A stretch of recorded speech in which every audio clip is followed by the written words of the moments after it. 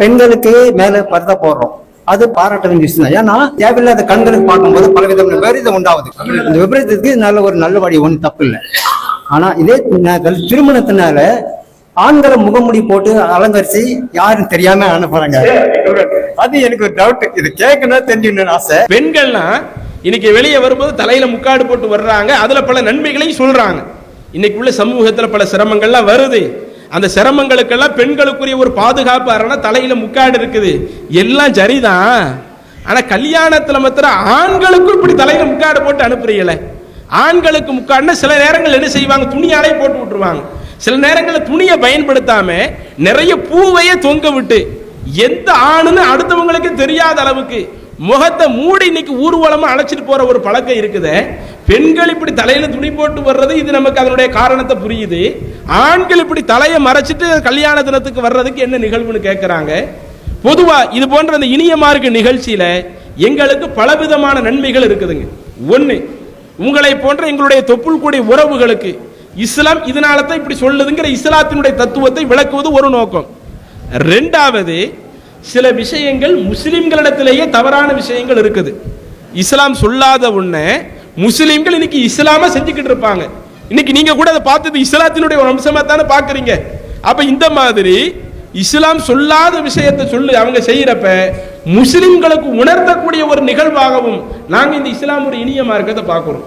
நீங்க இஸ்லாத்துல பாத்தீங்கன்னா தலையில துணி போடுவது இது போன்ற விஷயங்கள் எல்லாம் பெண்களுக்கு சொல்லப்பட்ட விஷயங்கள். அது ஏன் பெண்களுக்கு மட்டும் இறைவன் அப்படி சொல்றான்? அதுல உள்ள காரணம் என்ன? தனி கேள்விகள் வருதுன்னா அது தனியா சொல்லிக்குவோம். அதுல நிறைய ரொம்ப டீப்பா போயிடும். அது தனியா கேள்வி தனியா சொல்லிக்குவோம். ஆண்களை பொறுத்த வரையில இப்படி ஒரு ஆண் தன்னுடைய தலையை மறைக்கணும், முகத்தை மறைக்கணும் என்கிற சட்டம் நார்மலான நேரங்களில் கிடையாது. கல்யாணத்துல எங்களுக்கு அப்படி சொல்லப்படலைங்க.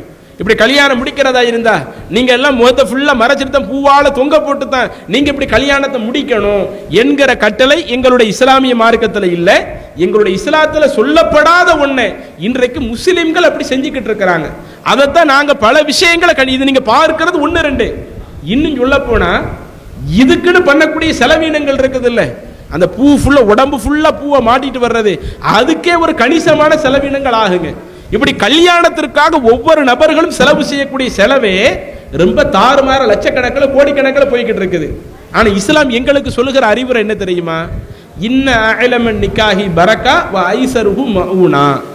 எந்த திருமணம் ரொம்ப அதிக செலவு இல்லாம குறைந்த செலவுல எந்த திருமணம் நடத்தப்படுதோ அதில் தான் இறைவனுடைய அபிவிருத்தி அதிகம் அதிகம் ஏற்படும்.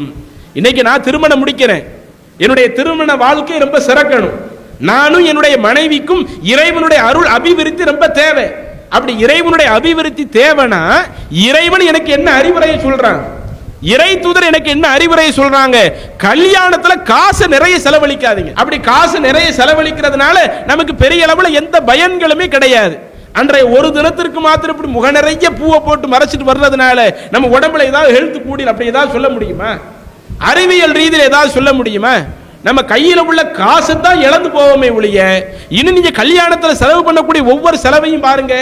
நாம ரொம்ப கஷ்டப்பட்டு கண்ணும் கருத்துமா சாப்பாட்டுல எந்த ஒரு குறையும் வந்துடக்கூடாதுன்னு சொல்லி ரொம்ப கண்ணும் கருத்துமா செலவழிப்போம். ஆனா கல்யாண வீட்டுல சாப்பிட்டு போகும்போது மக்கள் பேசக்கூடிய பேச்ச பாருங்க. இவ்வளவு செலவழிச்சானே, சாப்பாட்டுல கவனம் எடுத்தானே, உப்பை இவ்வளவு அள்ளி போடுறது, பிரியாணியா போடுறது, இன்னைக்கு நெய்ச்சோறு போட்டா நல்லா இருக்குமே, ஏன் இந்த மாதிரி பண்ணான்னு அப்படி ரெண்டு பேர் என்ன செய்வா குறை சொல்லிட்டு தான் போவாங்க. இப்படி அடுத்தவங்களை திருப்திப்படுத்துவதற்காக நாம எந்த ஒரு காரியத்தை செய்யக்கூடாது. இறைவன் சொல்லக்கூடிய விஷயம் என்னன்னா, நீங்க எந்த அளவிற்கு திருமணத்துல செலவை குறைக்கிறீங்களோ அதுல தான் உங்களுக்கு இறைவனுடைய அபிவிருத்தி அதிகமாக கிடைக்கும். ஆனா இன்னைக்கு இஸ்லாமிய சமுதாயம் அதையெல்லாம் ஒழுங்கா கடைபிடிக்கிறதே இல்லை.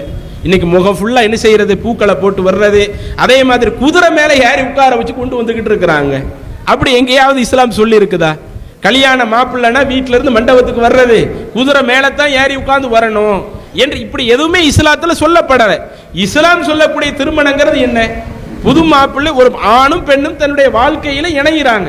அப்படி ஆணும் பெண்ணும் தன்னுடைய வாழ்க்கையில இணையக்கூடிய அந்த நேரங்கள்ல அதை அந்த குடும்பத்தார்கள் முன்னிலையில அந்த திருமணங்கள் நீங்க நடத்திக்கங்க. அந்த திருமணத்துல ஒரு ஆண் எந்த பெண்ணை திருமணம் செய்ய போறாங்க, ஒரு பெண் எந்த ஆணை திருமணம் செய்ய போறாங்க, ரெண்டு பேரும் விருப்பத்தோடு அந்த திருமணம் நடக்குதா?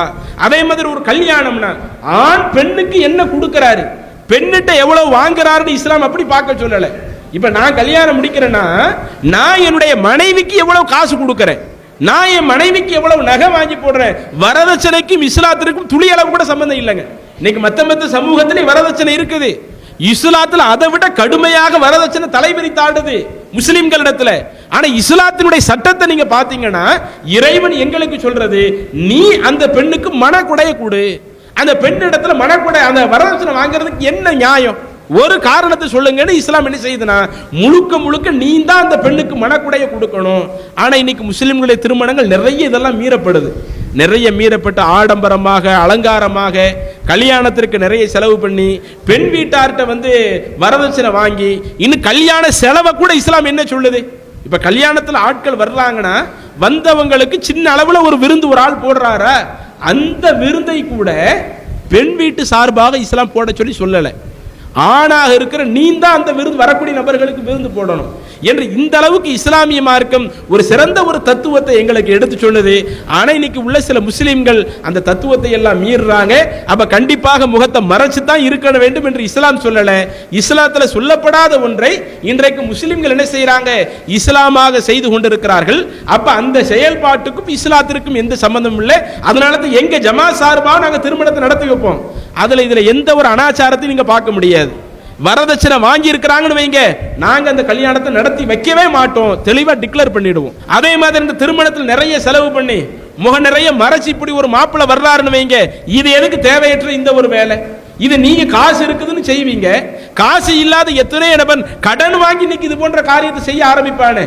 அப்ப உங்களுடைய செயல்பாடுகள் அடுத்தடுத்த நபர்களுக்கு கடுமையான சிரமத்தை தர்றதுனால ஒரு காலம் இந்த கல்யாணத்தை நாங்க நடத்தியே வைக்க மாட்டோம் என்று எங்களுடைய ஜமா சார்பாக அது போன்ற திருமணத்தை நாங்க அறவே நடத்துறதில்லை.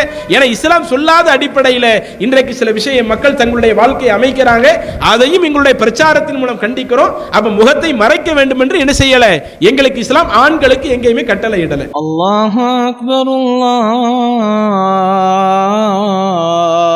அக்பர்.